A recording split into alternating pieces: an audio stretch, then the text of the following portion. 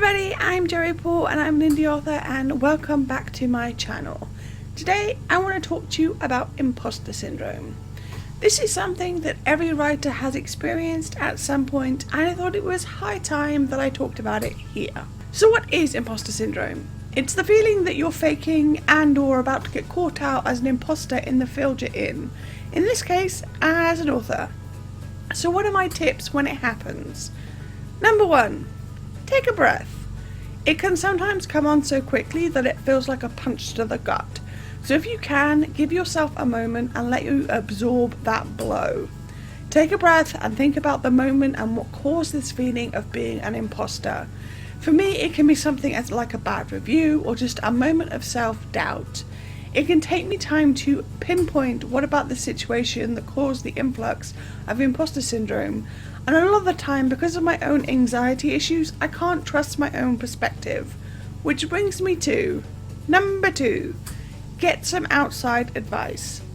Talk to someone you trust to be honest with you, whether that's a parent or a friend or a CP or a partner or all of the above. Personally, I go to my best friend B, who's read all my books, and is the one I go to when I have a writer's block moment and need to talk it out. She's very good about being able to break it down into smaller chunks that allows me to work through it. I also have another friend, Kim, who will be able to look at it more objectively, and both of these will help me work through what I'm feeling and whether there's any basis to it. And if there is, what to do about it to either sort the issue or move past it if it's something I have no control over. Like a lot of the time, I feel like I'm playing at being an author. I don't have a huge number of sales, I don't get a whole ton of engagement on social media, but I do get a ton of emails and reviews and the like that suggest otherwise. It's hard to see it all framed in the public eye when a lot of mine happens outside of that. I'm aware that I'm a small fish and I am generally more okay with that. But going into that in more detail, number 3, try to look at it more objectively. If you can't look at it objectively, it might be better to have a trusted friend or loved one do so, but if you can, try to break it down yourself.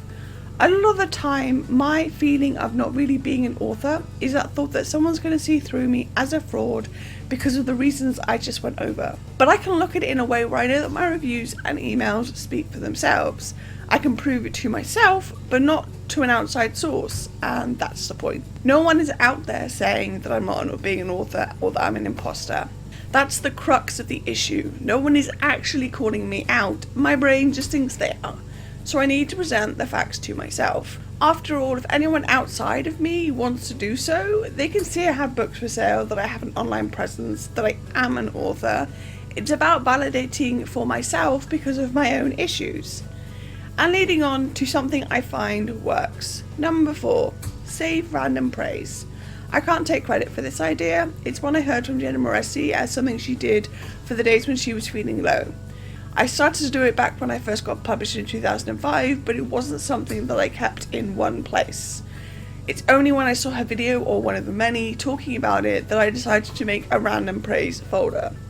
It's basically just like it sounds. I keep screenshots of good reviews, I take photos of letters sent to me, I even have some schoolwork a reader's mum sent to me because she loved my book so much that he actually started to read a whole lot more. All of this helps on days when the imposter syndrome is at its worst, because it reminds me that there are people out there who see me for who I am, an author. It also helps when things like a bad review comes in. I've said in the past that I read reviews, all of them, and I love every single one. And that's not untrue, but the bad ones do have an effect on me. I just don't share that effect publicly because it's not about me, but about that reader's experience, and it's also my choice to read them. I don't have to do that. So I highly recommend keeping the random pieces of praise for days when the imposter syndrome feels like you're drowning. And it'll help you pull yourself out of the pit and get back to it. Because everyone needs to be told from time to time that they're good at what they love. And finally, number 5. Try to remember that it happens to us all. I know it sounds like a cliche. It's not, because it's true, but I promise that every single author you know has, at some point, been stuck down with imposter syndrome. They may not talk about it, but it happens. And I know that doesn't mean much when you're in the thick of it and can't see a way out, But just remember that you are valid and you aren't an imposter. You may not be a bestseller and you may not be at the height of your career, but that doesn't make you any less of a writer or an author.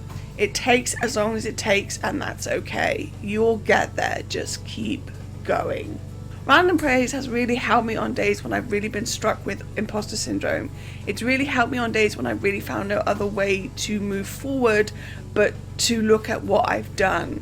Imposter syndrome can be a bugger because it can hit when you least expect it, when you're at the top of your game, and then suddenly there's this little voice whispering in your ear that, hey, you're not really doing well, or you're not really successful, or you're not really an author, you're kind of faking it.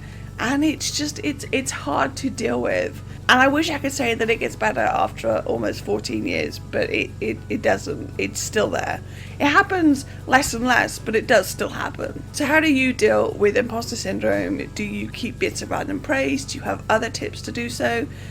Let me know down in the comment section below. That's all I've got time for today. If you want to support my channel, you can comment or subscribe. I post new videos on Thursdays. You can find me all over social media, and my books are available everywhere. And don't forget to pick up Dying Thoughts 8th Ending or Lights Out, all the links to which are listed below. Thanks for watching, and remember to keep writing. Bye.